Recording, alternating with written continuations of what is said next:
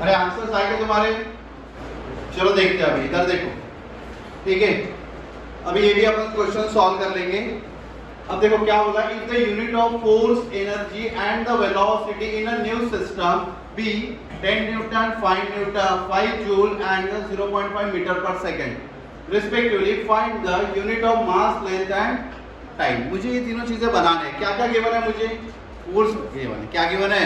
Force. बहुत ही आसान तरीके से इसको सॉल्व करेंगे। सबसे पहले यहाँ देखो क्या गिवन है, बताओ क्या गिवन है आप लोगों को? फोर्स। कितना है फोर्स बताओ, बोलो 10 न्यूटन। कोई दिक्कत वाली बात नहीं। इसको इक्वेशन नंबर 1 बोल दो। सर मैं इसको ऐसा लिख सकता हूँ क्या?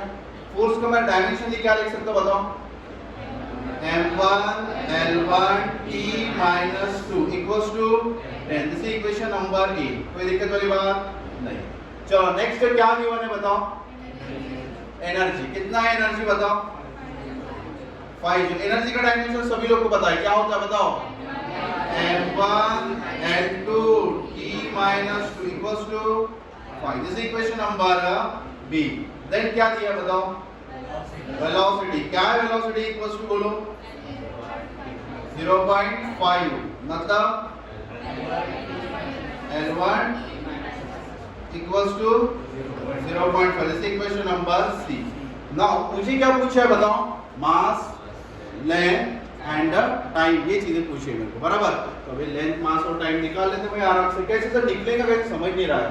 अगर देखो भाई ये कुछ इक्वेशन है, इसमें m है, l है, t-2 है, और यहाँ पे भी m1 l1 l2 t-2 है।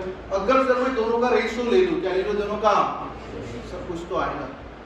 रेशियो लेने से कुछ तो बनने वाला है। तो भाई देखो मैं रेशियो लेता हूँ, तो रेशियो क्या लेता हूँ मैं? अभी देखो equation a divided by b कर सकते हो?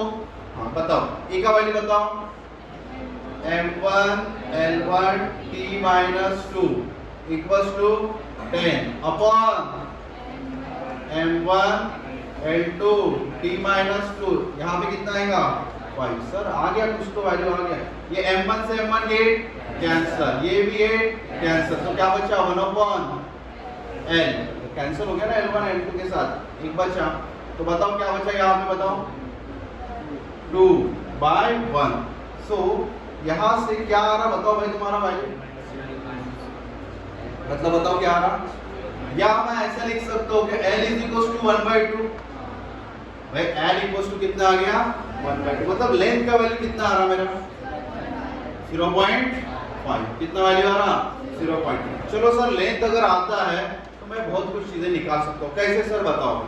अब मैं क्या करूंगा बताओ? कोई तो भी इक्वेशन और सॉल्व हो सकता है। यहाँ पे मैं लेंथ का वैल्यू डाल देता हूँ। अगर मैं लेंथ का वैल्यू डालता तो मुझे क्या मिलेगा? टाइम। तो मैं इक्वेशन नंबर सी में देखो, अब मैं क्या पुट करता हूँ? इक्वेशन नंबर सी बताओ क्या है? L1 t-1 equals to 0.5। कोई दिक्कत? बताओ L1 का वैल्यू कितना था? 1/2। सर ये 1 t⁻⁻1 मतलब क्या लिख सकते हैं? बोलो 1 अपॉन t लिख सकते हैं, इक्वल्स टू 0.5 यानी क्या होता है? 1/2 ही तो होता है सर। सर एक काम करिए, 1/2 से 1/2 लेके कैंसिल। सो t का वैल्यू कितना आ रहा है बताओ? 1। कितना आ गया t का वैल्यू? कोई दिक्कत वाली बात नहीं। अब क्या बचा बताओ? तुम्हारे पास l है, तुम्हारे पास t है। अब तुम क्या निकाल सकते हो? कैसे? कोई भी इक्वेशन में डाल दो, इस इक्वेशन में डाल दो, put this equation number a। तो इक्वेशन a में डालने से बताओ क्या आंसर आ जाएगा? बोलो फट से।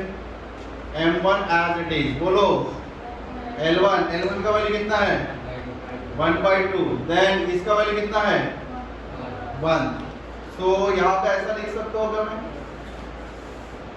1 का स्क्वायर। बोलो हाँ। हाँ ना, कैसे बताओ? m1 l1 t-2 तो वो रेशियो को मतलब नीचे जाएगा, इक्वल्स टू कितना बताओ? 10। सो m1 का वैल्यू बताओ कितना आ जाएगा? m1 इज इक्वल्स टू बोलो, ये 2 इधर जाके कितना होगा? 20। बना के रहे बाबा, ये हो गया तुम्हारा सॉल्यूशन। अब ऐसे बहुत सारे न्यूमेरिकल्स आएंगे जिसमें फोर्स की जगह पावर भी हो सकता है, एनर्जी, डेंसिटी, कुछ भी हो सकता है। और तुम्हें क्या पूछेगा? यूनिट ऑफ इसका मास, लेंथ एंड टाइम। तुमने कुछ नहीं करना, जिसके लिए मतलब जो चीज दिया उसका क्या लिखना, उसके नीचे बाजू में डायमेंशन, उसका वैल्यू, और उसके बाद सेकंड चीज, और उसको क्या करोगे तुम?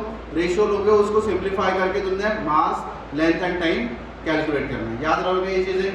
चलो लिख लो। तुमको दिखे ये जो अपसेट बच्चे हैं ना उनके लिए स्पेशल ऑफर